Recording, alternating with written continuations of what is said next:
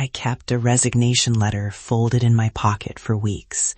It felt ridiculous and sacred at once, a tiny plan for escape that I both loved and feared. Exactly. The office smelled like burned coffee and photocopy toner. Those cheap fluorescent lights turned my skin into paper. I'd fold the letter between pay stubs, then unfold it in the bathroom like it was proof I could leave. Right, that ritual makes sense. But I need to say this early. I was terrified too. I remember thinking, are we risking more than we can catch? Are we risking our roof over a feeling? That question landed like a stone. It felt like an accusation and a lifeline at the same time. I needed someone to hold my courage and also the math. I wasn't trying to stop you. I wanted us to be smart, to plan the roof as well as the feeling. But I'll be honest, sometimes my worry came out like a verdict, and that hurt you. I'm sorry for that. No, your caution kept me from being reckless. We sat with spreadsheets and with fear. We made lists. Rent, notice period, who needed to know and who didn't. Those tiny, boring things were my scaffolding. There was a morning a coworker nearly caught me folding it. He tapped my shoulder and I almost... Wait, did he see you? What happened? I laughed too loud and said something about the budget. It was absurd. The idea of wanting felt obscene in a place for small talk about weekend plans. That's that split life, performing normal while a whole other life exists in your pocket. I can feel how wearing that was for you. I rehearsed the conversations in my head, the sentence to my mother, the words to HR, the text to you that would say, I did it. But rehearsal didn't stop the tremor. The night before I handed it in, I folded and unfolded the paper 3 times at my kitchen table. My hands shook. The apartment felt like a theater set for a life I hadn't stepped into yet.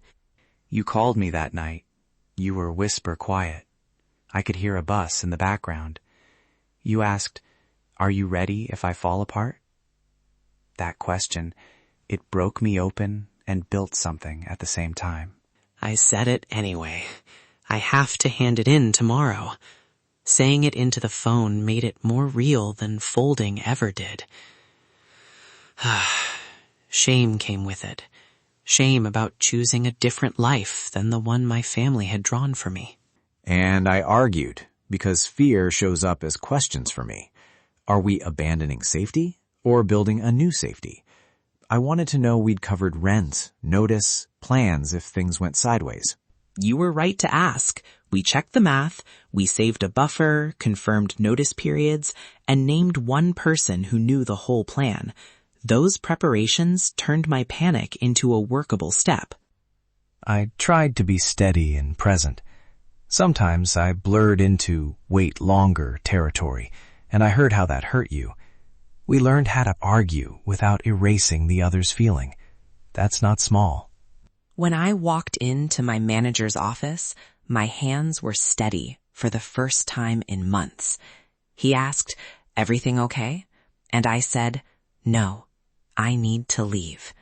Saying that felt like saying my own name. I remember the call after. You laughed, then cried, then laughed again. That shocked laugh that means relief and terror at once. You said, it's done.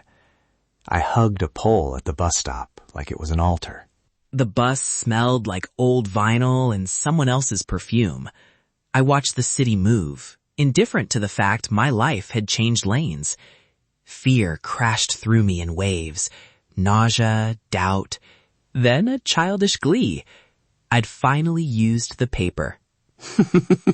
That paper was proof, and proof matters. But the fallout arrived fast. Your mother called within a week. The conversation had silence and blunt questions, whether you weren't prepared for. She said things I expected and things I didn't. There was grief on both sides. I wanted to fix the pain, but also had to let it exist. Choosing yourself doesn't always mean burning bridges. Sometimes it means leaving room or accepting distance until people can come around. If you're listening and worried that choosing yourself feels disloyal, know this. Loyalty isn't always staying where you shrink. Sometimes real loyalty is being honest so people can choose you back with the real you in front of them. Practical things I wish I'd known. 1. Build a safety checklist. 3 months rent and savings if possible, notice periods and backup housing. 2. Practice the hardest conversations out loud so they sound like you when you say them. 3. Pick at least one person who knows the whole plan and can be there the day you step out. Those scaffolds keep courage from tipping into chaos. And let partnership be logistical too. Love is tenancy agreements, shared budgets, who texts who when the power goes out. Plan the boring stuff. It holds the rest up. If you're listening in your car or your room, split between 2 lives, your fear is not a signal to stop. It's a signal to plan better. Take one small concrete step this week.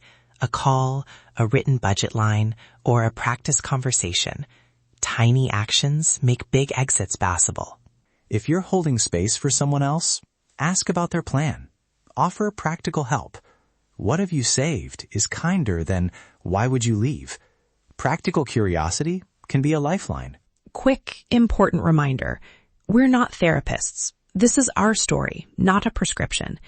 If this episode brings up heavy feelings, shame, panic, grief, pause and consider talking to a mental health professional or someone you trust. If you're in immediate danger, call local emergency services or a crisis line. You don't have to do this alone. If this landed for you, drop "I hear you" in the comments so we know you're here.